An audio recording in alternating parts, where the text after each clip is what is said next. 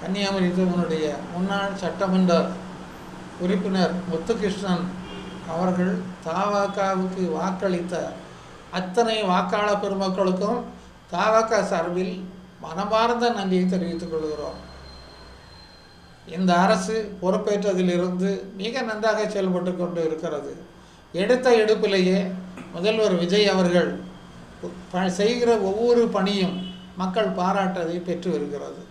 அது சத்துணவை விரிவுபடுத்துவதிலும் சரி, அதுபோல் அம்மா உணவகங்களை விரிவுபடுத்துவதிலும் சரி, மதுக்கடைகளை 717 கடைகளை மூடுவதிலும் சரி, மகளிருக்காக மிக சிறப்பாக ஆதரவான செயல்பாடுகளை உத்தரவு மூலம் வெளியிட்டு ஆதரவை வாங்குவதிலும் சரி, இந்த அரசு மிகச்சிறப்பாக செயல்படுகிறது.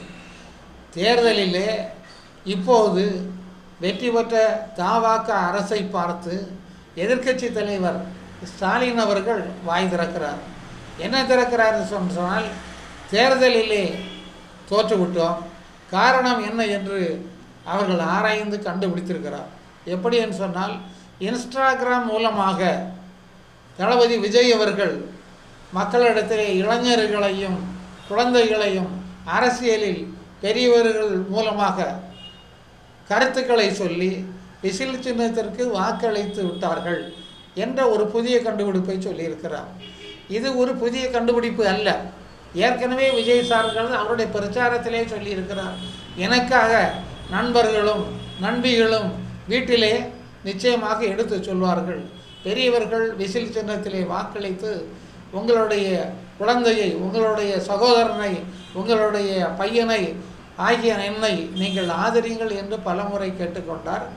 அவருடைய வேண்டுகோளை வாக்காளர்கள், தமிழ்நாட்டு வாக்காளர்கள் ஆதரித்து வாக்களித்திருக்கிறார்கள்.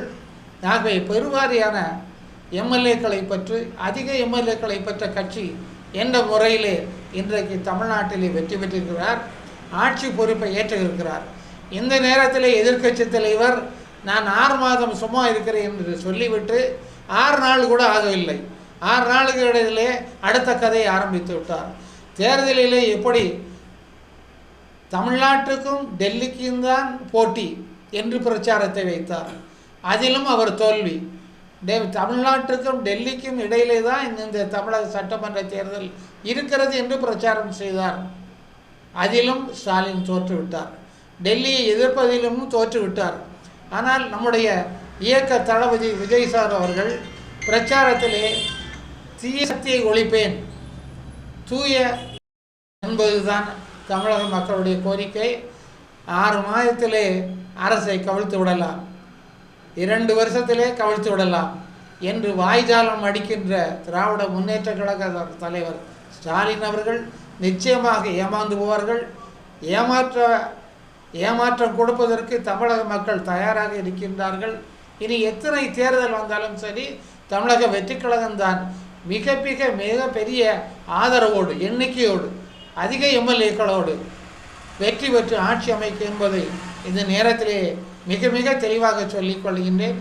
மேலும் தமிழக அரசு, விஜய் சார் அவர்கள் தலைமையில் இருக்கின்ற அரசு டெல்லியோடும் இணைந்து செயல்பட்டு நிதியை பெருவாரியாக பெற்று இந்த தமிழக ஆட்சியை, தமிழக மக்களை நல்ல முறையிலே வழிநடத்தும் என்பதை மிக ஆணித்தரமாக முன்னாள் சட்டமன்ற உறுப்பினர் என்ற முறையிலே, நான் டெல்லி தகவல்களை அறிந்தவன் என்ற ஒரு முறையிலே, டெல்லியில் உள்ள பல தலைவர்கள் தமிழக அரசுக்கு உதவி செய்ய தயாராக இருக்கின்றார்கள் என்ற தகவலோடு இதை நான் பொதுமக்களுக்கு தெரிவித்துக் கொள்ள கடமைப்பட்டிருக்கின்றேன். விஜய் சாருடைய ஆட்சி மீண்டும் இருக்கும். எத்தனை தேர்தல் வந்தாலும் தமிழக வெற்றி கழகத்தின் ஆட்சியை திமுகவால் தடுக்க முடியாது. இப்போது இருக்கின்ற எதிர்க்கட்சி உறுப்பினர்களின் எண்ணிக்கை கூட வரும் தேர்தலில் மிக குறைவாகத்தான் காணப்படும். மக்கள் வாக்களிக்க மாட்டார்கள். தவக தமிழக வெற்றி கழகம் விஜய் சார் அவர்கள் முதலமைச்சராக தொடர பெருவாரியான மெஜாரிட்டியோடு இன்னும் பலமாக ஆட்சி செய்ய தமிழக மக்கள் வாக்களிக்க தயாராக இருக்கிறார்கள் என்பதை சொல்லி, வாக்களித்த விசில் சின்னத்திலே வாக்களித்த தமிழக வாக்காளர் பெருமக்களுக்கு மீண்டும் தமிழக வெற்றி கழகத்தின் சார்பிலே நன்றி சொல்லி நன்றி.